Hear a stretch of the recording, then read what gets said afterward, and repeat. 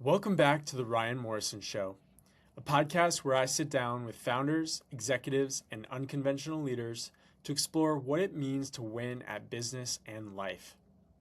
Today's guest is Lindsay Joseph. She's the CEO and co-founder of BedConnect, a Michigan-based healthcare technology company working to fix one of the most broken moments in healthcare, hospital discharge.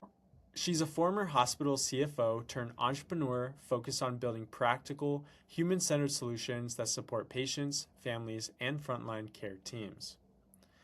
In today's episode, we explore why hospital discharge is so broken and how fragmented systems create dangerous gaps in patient care, her journey from hospital CFO to healthcare founder, and what her finance background revealed about healthcare's biggest problems, building technology that supports healthcare workers, not replaces them, and much more. Before we dive into this episode, it would mean the world to me if you would scroll down to the show notes and subscribe to my free newsletter. You'll be notified every time a new episode is released. All right, let's dive into this episode.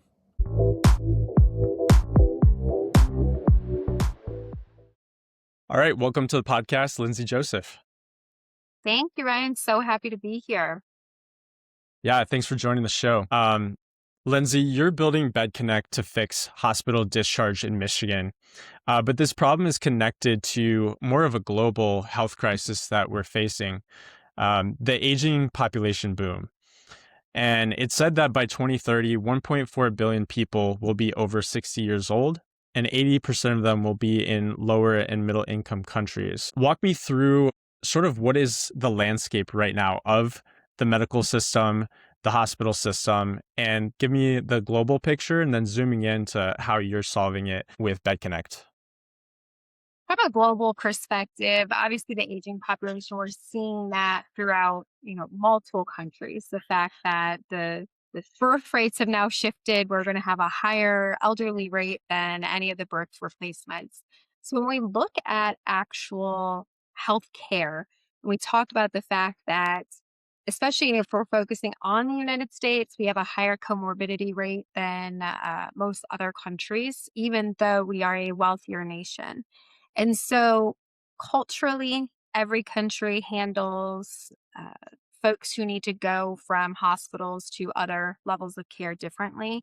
So being able to adapt to that, I do think that there is a BedConnect play in a few other countries, which is something that we're definitely excited about. Not necessarily on that payer matching level if they have a one unified payer system, but just the ability to match folks into the right side of care is going to be key. And that's agnostic of whatever country that you're in. In America in particular, we saw a halt in building retirement homes and stopping new construction on skilled nursing. What's ended up happening in this past decade is we've actually seen that, okay, we now have assets that are deteriorating and older. We have folks who now finally are reinvesting back into modernizing care and building new facilities. So I do think that we're going to have the ability to, serve everybody, but I do think that it's going to be in an area where that matching process is going to become even more valuable because that silver tsunami is here and the demand, especially in America, is only going to continue to grow. That's right. You mentioned the silver tsunami, and the only reason why I have context on the silver tsunami, and it's one of the reasons why we were able to connect Lindsay and why I'm really excited to continue to dive into this discussion with you, is that I personally have a father who is in that older demographic. So, I'm in my late 20s. My dad is 83, and he's been in a senior living home since I was a sophomore in college. And so I've experienced personally firsthand what it means to have an aging family member who starts to have certain health challenges. In my dad's case, losing his ability to walk for the most part due to neuropathy and some injuries, some sports injuries that he had growing up. And that is really a challenging thing to happen to that person, but also to the family members, right? And so I did spend a little bit of time in the senior living space raising funds to help retrofit ranch style homes into assisted living. And we were really seeing that rise of this 65 plus demographic, who is sort of that age where you start seeing those folks go into homes. And I guess, like, for me, what I'm wondering is, like, how much of this problem is the lack of housing options for seniors? How much of the problem that you're solving is family members not able to take care of their families because they are working multiple jobs or even a single job and full time, but their parent or a family member, grandparent needs that extra care?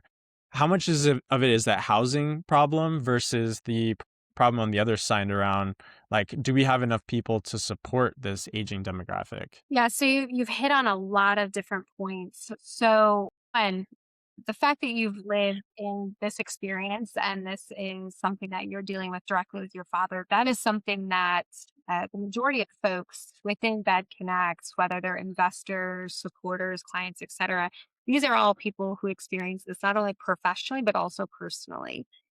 Two, when we talk about the aging population and whether or not there is actually space for everybody, that taps into what I was talking about earlier around the fact that there had been a halt in building for quite some time, and now we're seeing that boom again in different areas. So if we look at Florida, you have hospitals, you have people posting on Facebook looking for places to have patients go to get that next level of care, whether it's long-term care or short-term care. That's how desperate the situation is. But when you actually peel back the layers, it's not just a black and white, yep, there aren't enough facilities or there aren't enough beds. No, there are a lot of beds that are not being filled. And that's because that line of sight isn't there. Additionally, just like any other type of care, when you're actually having to investigate and you're not a part of the system, how do you go about doing that? How do you go about you hop on Google? Now I guess you can go on ChatGPT and start looking for options. But a lot of times it's word of mouth. And so there are so many untapped resources in different areas that folks aren't really aware of. And that's where with BedConnect, our first phase is really helping patients get into the beds to help them with recovery. And in those spots, you can also be looking for the long-term care beds. But one of the things that we found is that our health systems look in a very small pocket. And even if a patient is coming from very far away, so when you actually look where people live, it's not all in these urban centers where within 5-10 miles of the hospital are the post acutes of where they want to go. And so having that ability, if you have someone from up north and their nearest hospital is 2.5 hours away, is the hospital looking beyond their little 5-10 mile radius? And a lot of times they're not. And it's not because they don't want to get the patient back into their community, but it's because of the fact that they don't have the tool set to allow them to see what assets are there. Where the patient is coming from, is there a post acute or is there a long-term care facility that can take care of them? So that's what we're doing. So I can't address in certain areas where there may be maybe deserts, but what we are doing is expanding that radius to look to see what is around so that we can utilize the resources we have while other folks are building up new buildings, new sites, new communities. So that's really what our focus is. Got it. So what I'm hearing you say is that there are a lot of beds out there, which basically in the industry is referring to literally a bed as a home, right? In these nursing homes or assisted living facilities where they're currently unoccupied or they're currently vacant, right? And so the facilities are being underutilized, right? And so the job of BedConnect is really to connect those individuals to those beds, whether they're in like within the sort of radius, 5 to 10 mile radius, or whether it's a little further out, just because they need that resource. Is that kind of what the mission is there? Definitely a mix of that. So there are facilities that are underutilized and there are facilities that are packed to the brim. And so what we do is allow for that equitable access so that folks can look beyond that 5 mile radius. That 5-10 mile radius, what we're really focused on is making sure that there is access and transparency into everything that's around them, not just the ones that are within that very small locale. But that is our focus, is to really try and use the resources that are around, make sure patients can be in a community that they want to be in, and then again, support them in any way that we can in matching them to a facility that can care for them. Gotcha. That makes sense. And so I guess like taking a step further on why start BedConnect, right? I mean, you have a lot of experience in the healthcare industry. You were telling me before the call, like during COVID, you were the marketing director of FinOps over at DMC. And you mentioned you were willing to share a little bit about the struggles that the healthcare system faced then, different horror stories of things happening, um, with staff and the partnerships that you were able to cultivate. So maybe you could answer that around like why jump off into BedConnect when that seems like it could be a little bit of a risky decision, right? Leaving as head of finance and things like that to go off and start something. Talk a little bit about the why behind starting it, and yeah, and I think you're a great person to do it. Yes. So when I left consulting, I went to Detroit Medical Center. I was market director of FinOps, and about 2.5 weeks later is when COVID broke out. And talk about a wild ride. And when we say horror stories, it's everything that folks lived, right? I'm sure majority of us have all blacked out that time frame because we were all impacted in different ways. I want to give a shout out to the healthcare heroes who were actually there. When we talk about seeing everybody come together and the struggle in which we had to perform. We had employees getting kicked out of their homes because their families said, quit your job. I don't want you in the hospital because you're going to catch COVID. And so when we look at how creative we were able to get in the Detroit community, which was incredible, we were able to partner with Wayne State University and get dorms for folks that needed safe housing during this crisis and make sure that, we were honoring them as much as they were honoring their calling to serve the community.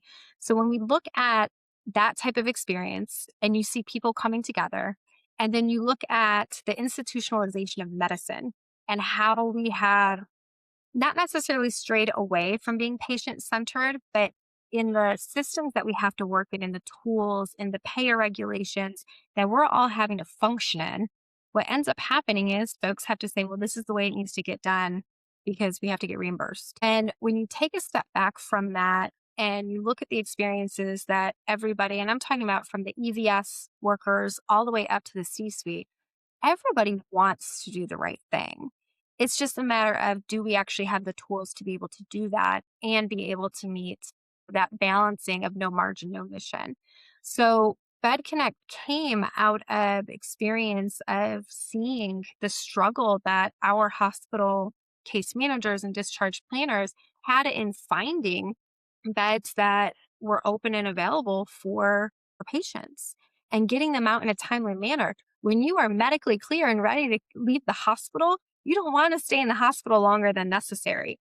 So that really inspired it. But when we came down to it, I was still in my acute world phase, and that means the hospital side. And, thinking that you could solve for the continuum of care just on the hospital side, that's not possible. So when we actually partnered with the post-acute care side to say, how can we serve everybody to ensure that we're meeting everyone's needs?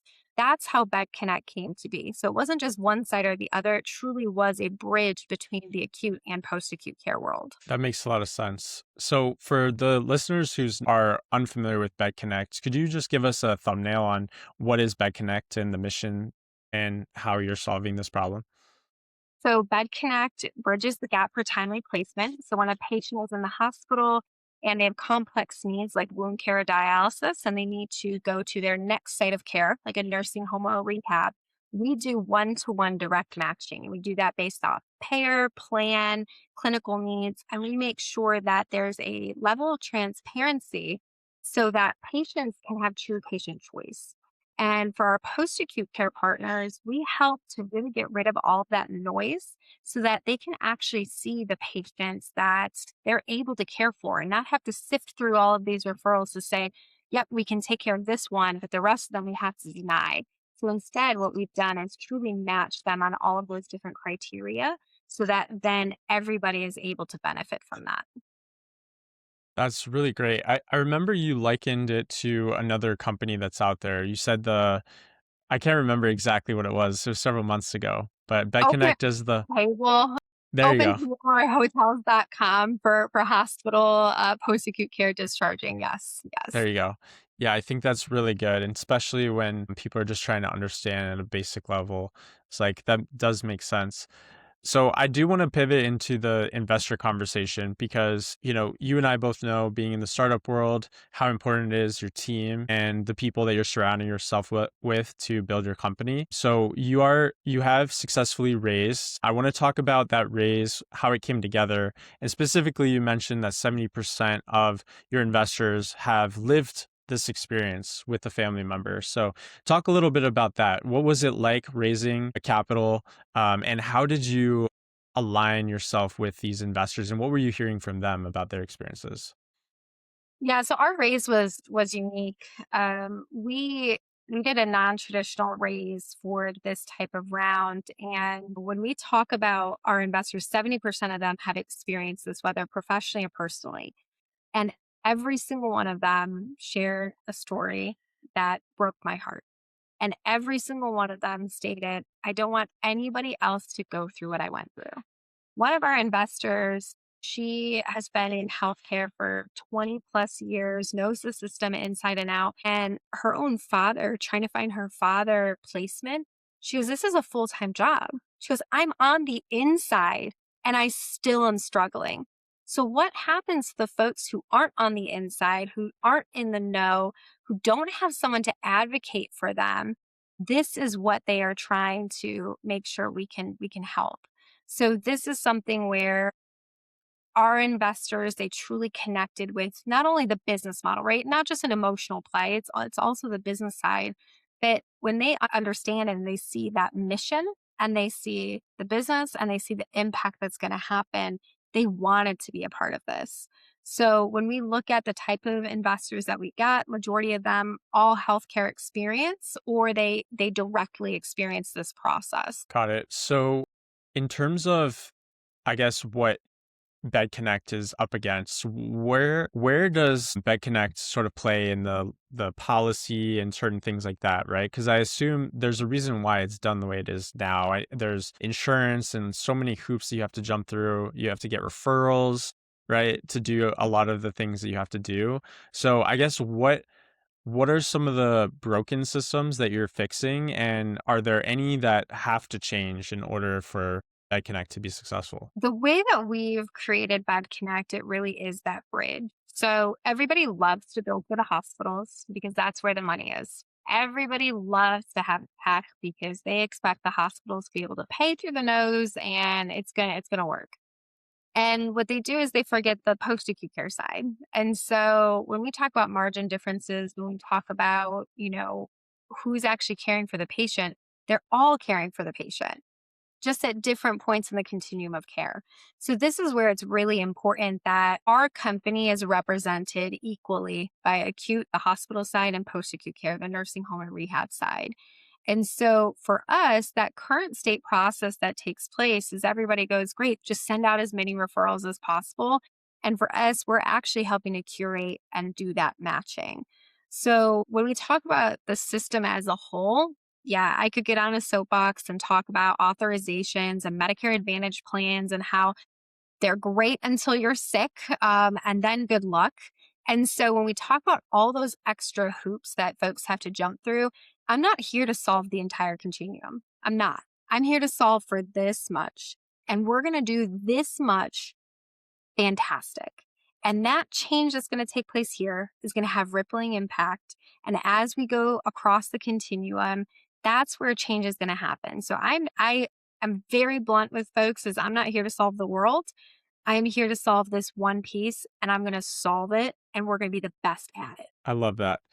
Yeah, I love your conviction and also just the fact that it's such a big problem, needs to be solved. Okay, so we talked in our prep call a little bit about the healthcare industrial complex. We don't need to get too much on a soapbox, but I do think it's important for people to understand a little bit about high level how the healthcare system works. And I know that your heart and most healthcare professionals that are in the industry, their heart is all that is for people, right? They're in the space because they want to help people, but sometimes systems are set up in ways that don't serve people. So maybe you could tell us a little bit about how the healthcare system works and sort of those metrics that certain institutions are held to that don't always serve people. So, when we talk about the institutionalization of medicine and how our health system works, I completely agree. People go into healthcare with the intention to serve and want to help people.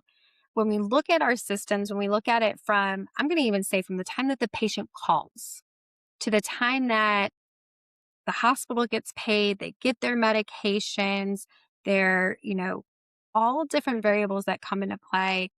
Folks don't understand this is an entire ecosystem of intertwining parts. And there isn't one big bad wolf. And that is when we talk about, we could literally make a whole series out of healthcare systemic issues. But we're gonna breeze through it a little bit. There's not one big bad wolf, but they want there to be some target that we can point our hands at. So it's either we're going to blame the hospitals for high costs, we're going to blame the insurance companies, we're going to blame Medicaid. We're going to do all these different things rather than looking at it, the fact that we've put in place like average length of stay. That's something that when you talk about reimbursement based on statistics, this patient with this diagnosis should be in and out of the hospital within 4 days. And if that patient stays longer, then you're going to eat that expense. The hospital, you've got to eat that expense. So now you have this pressure that's on the hospital to say, oh, we're only going to get paid for X amount of days. So now we really got to rush through it. When we talk about, I read a fantastic article, when we talk about when that was first created, that was to help people have a guideline as to, okay, what are we doing to make sure that patients aren't staying longer than necessary? And now it's turned into, this is the metric you must live and die by. Otherwise, you're not going to get paid for anything excess.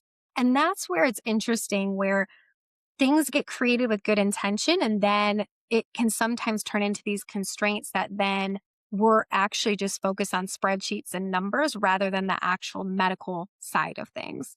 So again, this could be an entire series that we could delve into, but for us, it's so complicated and there's so many different pieces. And all I ask for folks is to have that patience and that grace with everybody who is in the healthcare system, because people go in with the intent to serve.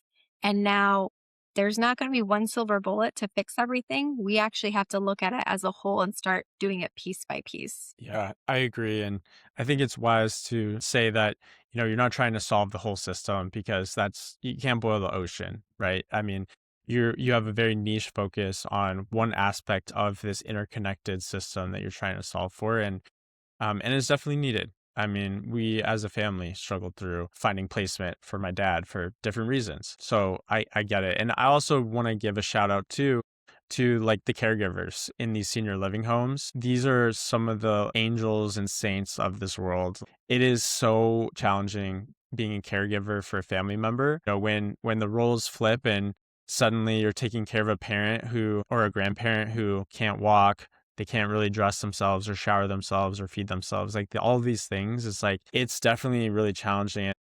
I don't have the stat offhand, but something like the spouses of those who are being cared for end up having like aging way faster or something like that, because like of the drain that it takes. And I mean, any good person would do anything for their family, right? But it doesn't change that there's a lot of very serious challenges that come there, especially when you think about like the costs of everything rising and all of these things. Like how do you even stay afloat sometimes as a family? It's really hard. So People can bankrupt themselves trying to get care. And so I second your shout out, because the people that are in those post-acute care settings, and not just the hospitals, right? But the people who are caring every single day for your loved one, caregiver fatigue is absolutely real. 100% it is. And so when you look in these facilities and someone has a bad day, they're expected not to show it. This is a professional setting. well, we're humans and we're humans taking care of humans. And so this is something where, again, that grace has to be extended, I feel, but you're always going to be protective over your loved ones.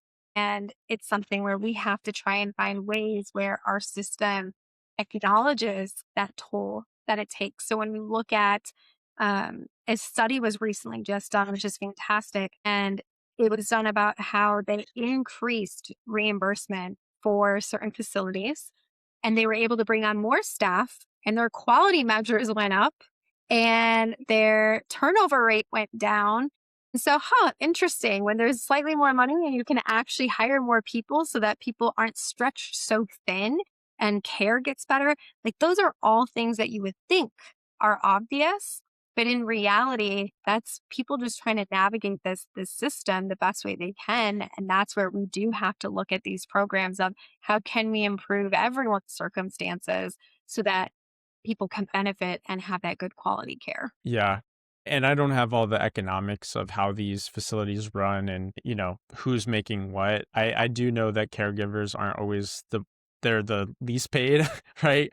And doing arguably like the hardest and most challenging work.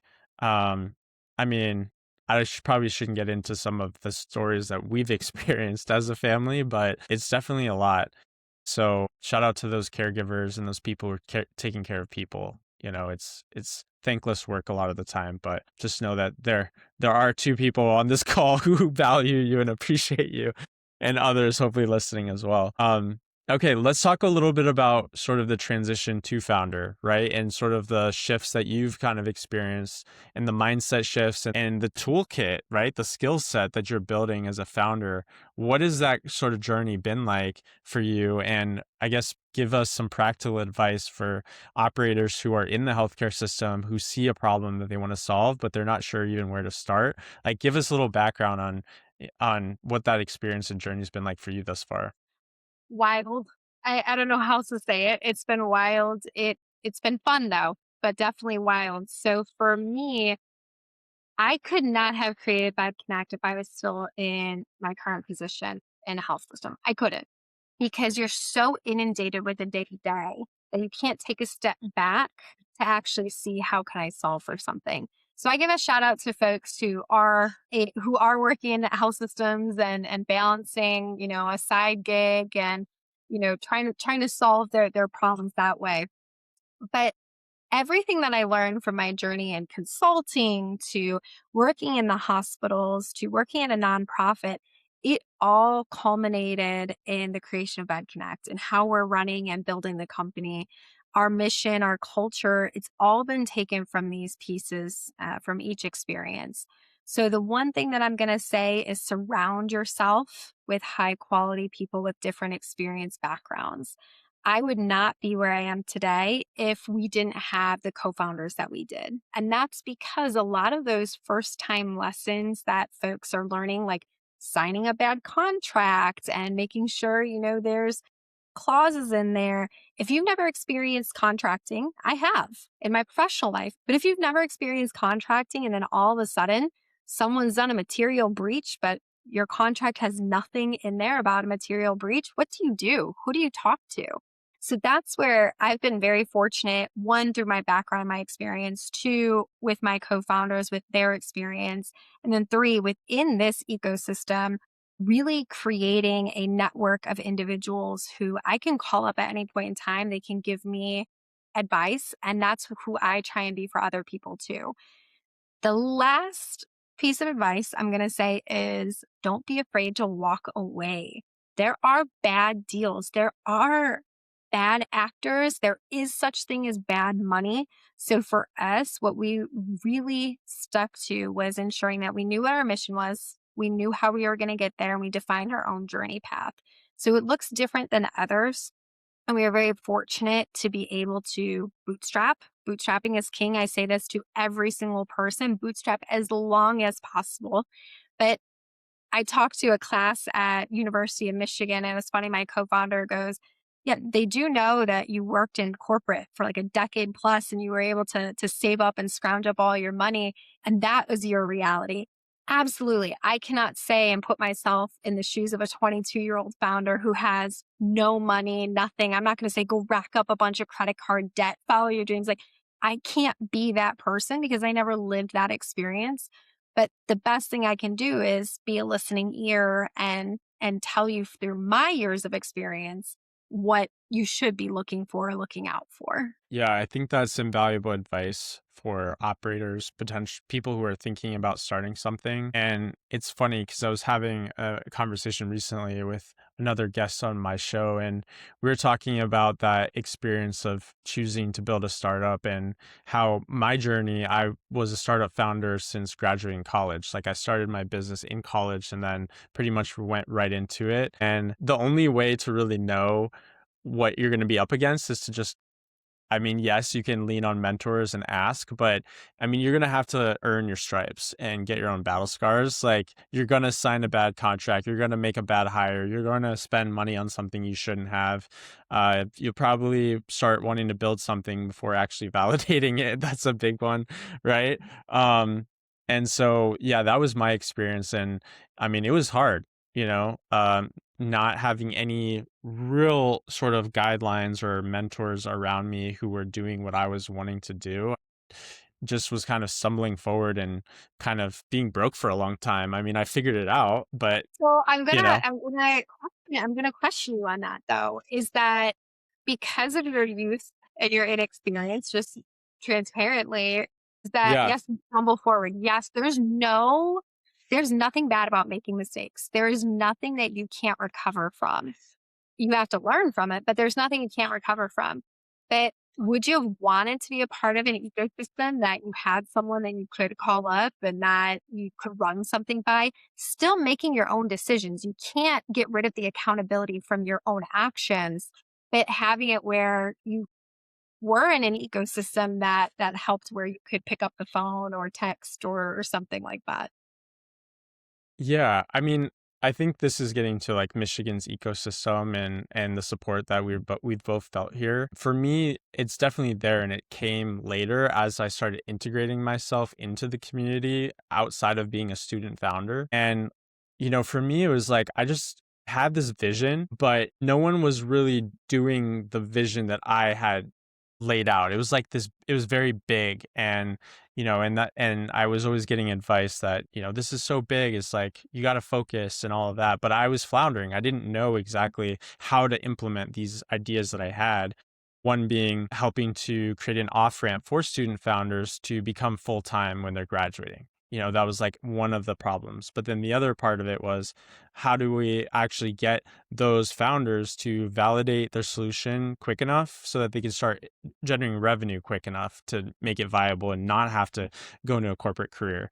I don't know why, but coming out of school, I was very much like against getting a corporate job and those things. I was like, I don't want to join the system. I want to make one. And that was just my mindset. But I do think that there's a lot of value in being a part of those teams, understanding how things work. I was just always afraid that I was going to lose my entrepreneurial mindset and sort of get lazy.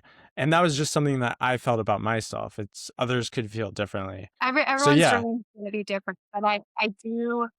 And I applaud the folks who are brave because it's a bravery when you're that young to go out and go against the fray. And my pathway was climb, climb, climb in corporate. I was great in corporate. I enjoyed corporate, but I love being an entrepreneur. Myself, I would not have been a good entrepreneur straight out of school. I wouldn't have.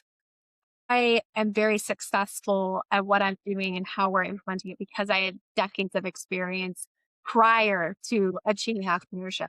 But there are folks who get it or they flounder through it, they earn those stripes, or they find a support network that helps lift them. So that's something where I'm just mhm, excited to be a part of the ecosystem and be able to learn as much from others as I hope to get into the ecosystem. yeah. And I think for you, it's like having that technical background and experience in the healthcare industry are things that you wouldn't have known otherwise if you were just fresh out of your career. Like, you wouldn't have necessarily, I mean, you might have been able to identify the problem if you had the right experiences, but those are just things that that you learned over time. And because you have the decade plus of experience, you're arguably way more equipped to actually solve the problem because you have the connections, you have the knowledge, and you have way more skills than you did coming just out of school, right? So I think it just depends on what kind of business you're starting. It depends on what kind of network you have around you that can support you. But I think my advice to anyone listening, if you're thinking about starting something, is figure out how you can keep your lights on, right? Like, and not struggle, you know?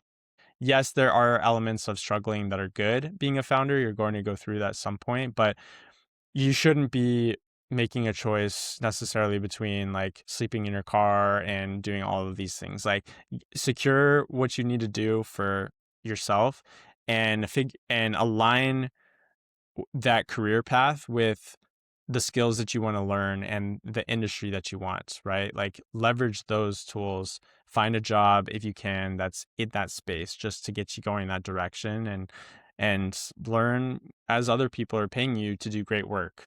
I think that would be my advice. Something that I learned way too late, probably. But anyway, let's get into the topic of building in Michigan. I know it's a really timely conversation as well with the PitchMI event coming up, but I want to talk first about why you chose to build in Michigan and talking a little bit about the history of medical innovation in Michigan. I know that you were going to bring up a couple. For me, I chatted with Pete Martin on my show several months ago. Yes. Yes, Mr. Michigan. And, he talks about how Michigan created the polio vaccine, which is like one of the most significant medical innovations in history. There's some other ones. So maybe you could talk about that and why you chose to build here in Michigan. Yeah, so I always share that my co-founders are from the coast, and it was something intentional to build in Michigan. I tap on this because, and of course this is going to age myself, but I was in high school during the '08 recession, and what I saw at 18 years old were friends, family losing homes, losing their jobs, how an entire economy really reliant on automotive and manufacturing was completely hurt. And so when you look at our recovery, Michigan was one of the last states to recover. And at 18 years old, I go, we need to diversify what Michigan is doing and what it's known for. Look at me talking about risk stratification at 18 years old. I had no clue what I was talking about. But now when I look at it, Michigan has done incredible things in order to diversify its economy. And so when we look at medical innovation, you touched on the polio vaccine, the mechanical heart in conjunction with GM, when we're taking in different pieces, innovation of surgical procedures. I believe is a type of influenza vaccine was created. This is throughout time. Michigan is a place of builders, thinkers, creators. And so I love Michigan. I may fly out of Michigan at times. When I was a consultant, I was on the road every single week, but I always wanted to come home. Landing in DTW and seeing the big American flag as you turn and cross and head towards your car, like, it was always a sense of home.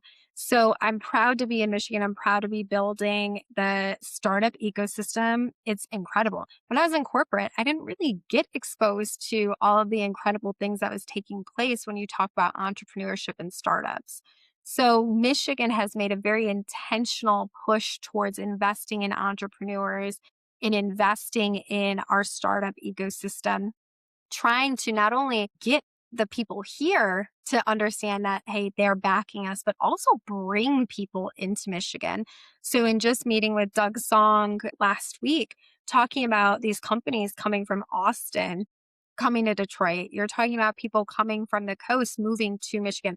Unfortunately, during one of the worst winters we've had in quite some time, but it is something where you see folks and they see the great things about Michigan. So if you can get over a little bit of snow, I mean, you can't beat Michigan when you talk about cost of living, when you talk about access to infrastructure. This is, top talent that is slept on a lot of the time. So I'm very proud to be building in Michigan. It is very intentional on our end. Not only that, but Michigan is a healthcare hub. We have some of the most nationally ranked health systems, very well known, very proud to be a part of Michigan in that sense as well. And when you talk about building a healthcare technology company, why wouldn't you want to be in Michigan? So this is something where when you're looking at the innovation funds coming not only out of the health systems, but in different zones as well, you look at the major cities, all of them have these smart zones. When you look at all these accelerators that are taking place, there's opportunity here. And we're just at the surface level of it. And so it's going to continue to grow. And this is something that Michigan is a place where companies from the time, I think we just hit our 189th birthday, from the time that Michigan was founded, it is a place of entrepreneurs. It just tended to be a few entrepreneurs with a lot of folks working for them. Now we want a lot of entrepreneurs with a lot of folks working for them. So this is something where it's definitely evolved over time. I agree completely. And the founders who are choosing to build here, I feel like even though we're separated by cities oftentimes, like, I'm in Ann Arbor, and there's a hub in Detroit, there's a hub in East Lansing, there's a hub in Flint, Traverse City, Marquette, Grand like all Rapids. of these places, Grand Rapids. Yeah, how could I not mention Grand Rapids? There's some crazy cool stuff going on over there. I mean, we truly are unique, I feel like, in that we don't just have an LA and San Francisco. I mean, each of our hubs is sort of rising at the same time and growing together. And I think that's a really unique place to be when you have an entire state aligned on the fact that we're going to put put Michigan on the map again as the tech hub and leader of the world, right? I mean, when you think about some of the things that Michigan has done to quite literally change how society works with, with Ford and the automobile and all of these different things. So I think it's really cool to be a part of something like that. It's why coming from LA originally for me and my family being in California and then choosing to build in go to Michigan for school and then family relocating here and now choosing to build here. It's way more exciting, I think, to be a part of a movement and to be a part of those early pioneers of people who are choosing a place to call home and choosing to elevate an entire ecosystem of people around them. That's pretty cool. I think it's way better than going and joining an existing ecosystem, but And that might just be me. that's that builder entrepreneurship mindset, right? So Tim Moore, who's a big name in our ecosystem as well, he just touched on the fact we're in a renaissance period. Like, how cool is that when I'm a big history nerd. So how cool is that to actually think about the fact that, yeah, we are a part of a renaissance in Michigan, in Detroit, in Grand Rapids, in Traverse City. That's incredible. So that builder mindset, yeah, it's better to be the one that's helping to create something from the ground up than to just join a known system. So I love that. Yeah, 100%. So, all right. Let's pivot to the PitchMI event because I think that it's very timely. It's really on brand with this renaissance and these new mechanisms that Michigan has created to continue to grow our ecosystem and support founders and entrepreneurs across many different types of industries as well. That there's diversification that you're talking about. Could you give us a sort of a thumbnail context on this PitchMI event? How, if you have some information on how it's conceptualized, the different competitions that were run across the state, and sort of this culmination that's happening in April. So PitchMI was created with the mindset of how do we show that Michigan is the place for startups? And so rather than just putting a lot of words behind it, they actually put action and money behind that. And they created the largest pitch competition in the country. So $2 million for year one, $2 million for year two. And in year one, there were 4 different types of industries, and they had over 300 applicants. They whittled it down to 20 in each sector. And so I won the healthcare sector in Grand Rapids. So shout out to Grand Rapids Medical Mile. each winner in the different regions. So it was in Ann Arbor, Detroit, Traverse City, Grand Rapids, all got $250,000. And then in those areas, they had some additional investors put additional money in as well. So this is something where some folks walked away with 350,000, some 325,000, but all of us got a minimum of 250K. From that, now in April, the four of us, the four winners of each region, are going to be on stage April 7th in Lansing during Michigan Tech Week. And it is focused on $1 million prize investment. That's insane. This is something that is life-changing for a company. And what Michigan is doing, the Michigan Economic Development Committee, having it where we have Michigan Rise, we have MSU Research Foundation, we have all of these different players saying, we are betting on Michigan. And if you can't bet on yourself, then heck, like what are we doing here? So this is fantastic. It's an exciting opportunity. And this isn't just 1 year, it's next year as well. And so we are really seeing Michigan put its money where its mouth is. And I'm extremely excited to be a part of that. So you can learn more on the PitchMI website. You can register for tickets. We're already halfway filled and it's only January. So we have about, I think, a 350 cap of folks. So if you are looking to go and attend and cheer BedConnect and the other finalists on, then please definitely go on and register today. That's awesome. Yeah, I'm really excited about PitchMe. I had the opportunity to attend the Ann Arbor competition. I wish I would have been able to make the other ones and support you out in Grand Rapids. But it's really exciting. There's a handful of different companies that are going to be competing. We're focusing on BedConnect today, so we'll leave it there. I'll give a shout out. I'm fair. And when we talk about diversification, this is it, right? So the four different competitors. So obviously BedConnect, and then we have a company that's focused on advertising into games. So reskinning games with advertising, which is really incredible. Max, the founder, is just a wonderful person and entrepreneur. And then we have a satellite manufacturing company that is focused on creating key parts that can go space, land, sea, everything, like being led by Parker, which is incredible.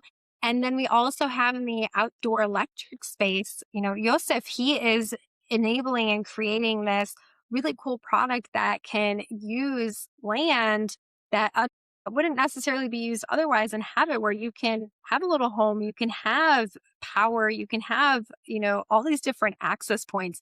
So when you talk about four completely different companies, they really picked it out of the bunch. So it's really exciting to see everybody. It's been exciting to get to know in all of these different spaces as well. And I think what this really represents is that Michigan is showing the diversification of what it means. You don't have to be in manufacturing to build here. You can be a technology company. You can be an outdoors company. There's so many opportunities in Michigan, and that's what this PitchMe competition is really showing. I agree. And kudos to you for shouting out those companies because some of them are my friends too, like you. So, yeah, I'm really excited to attend. I hope that others will be able to hear about the event through this podcast and other ways that people are promoting.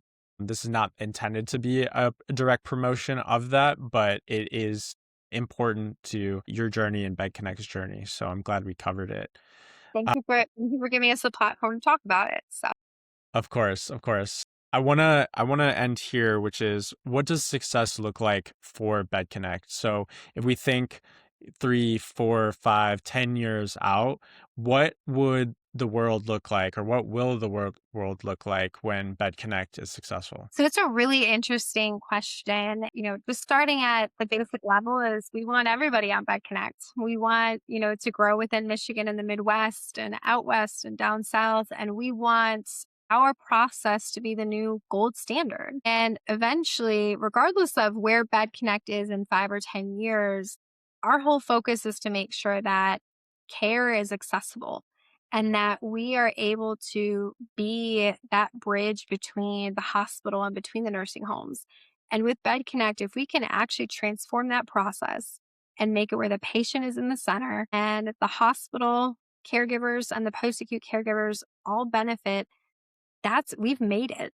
That is my whole vision, is that we are actually transforming what best practice looks like for us to become best practice. We are going to be the gold standard. And some folks say, wow, you talk with such passion and conviction that this is what it's going to be, because it is. This is what we are driving towards. And so we are happy to work with folks who embrace that and see the future and say enough is enough. Like, let's simplify this and let's actually make it where it works for everybody.